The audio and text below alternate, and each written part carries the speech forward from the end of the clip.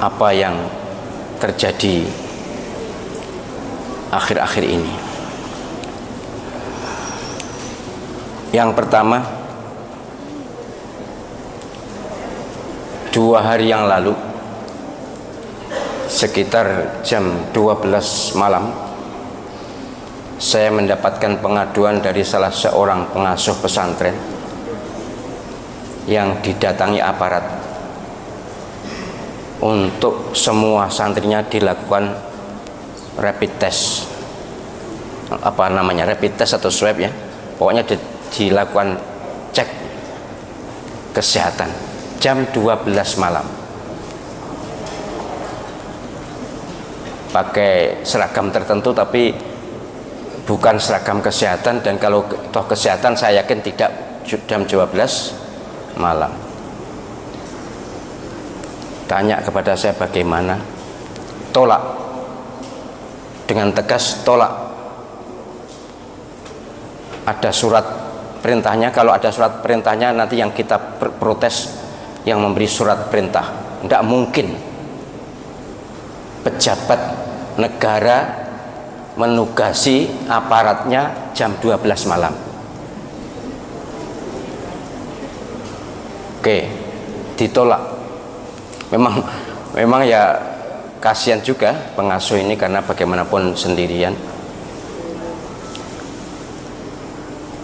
Kemudian pulang, aparat itu pulang.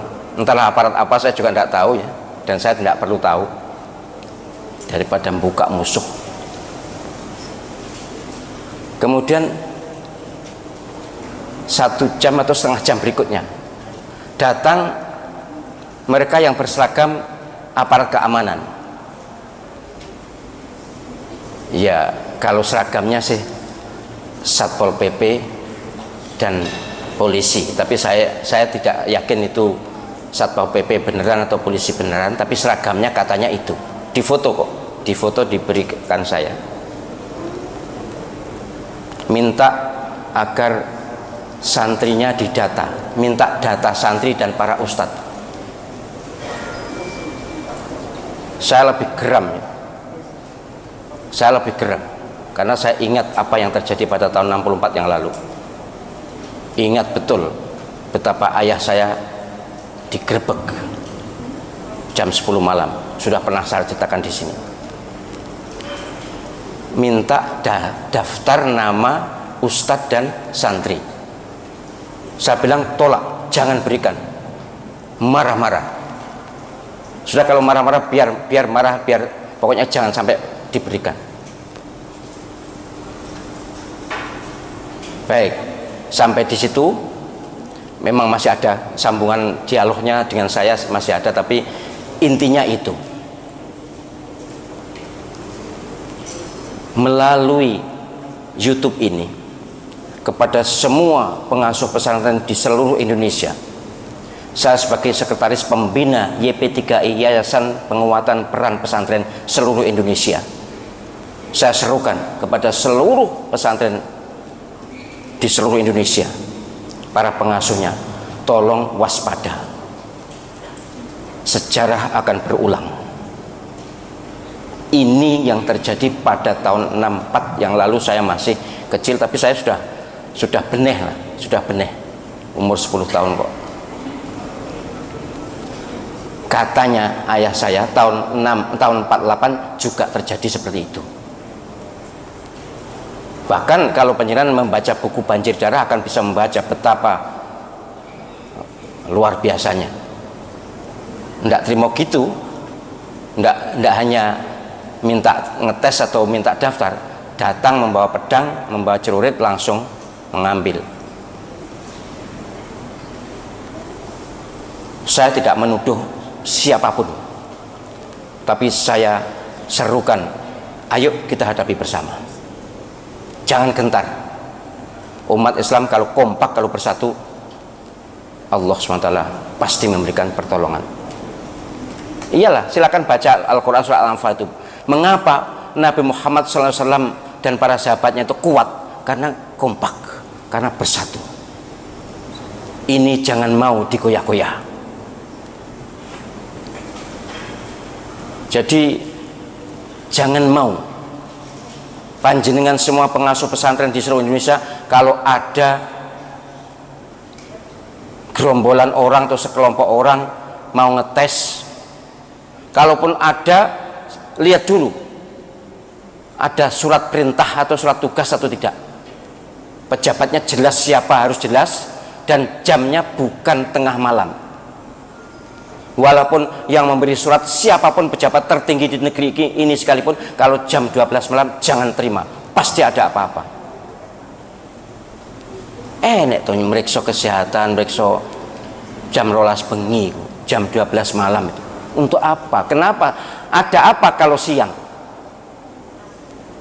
Pokoknya kalau ada modus atau apapun ya, pokoknya ngetes itu, meriksa itu, memang sekarang eranya seperti ini kan, ada alasan untuk itu kan. Kemudian minta daftar, nggak usah diberi, apapun alasannya. Kalau memang benar-benar minta, surat tugasnya mana? Tapi penjenengan seluruh pengasuh pesantren ada hak otonomi untuk tidak memberi. Ini hak pribadi atau hak lembaga yang penjenengan kelola. Tidak ada kewajiban penjenengan menyerahkan daftar nama santri, daftar nama ustadz, tidak ada kewajiban. Undang-undang juga tidak ada. Waspadalah, kita harus siaga, tidak akan menyerang siapapun. Kita tidak akan menyerang siapapun, tapi kalau mereka jual, kita borong.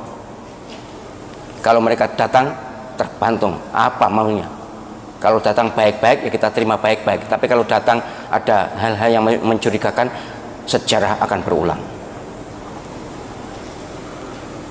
Jadi seruan saya sebagai sekretaris Dewan Pembina Yayasan Penguatan Peran Pesantren Seluruh Indonesia, jangan pernah ada pengasuh pesantren yang terpengaruh dengan bujuk rayu kelompok orang yang tidak jelas, atau kalaupun jelas tapi tujuannya mencurigakan. Sekarang ini kita harus lebih berhati-hati.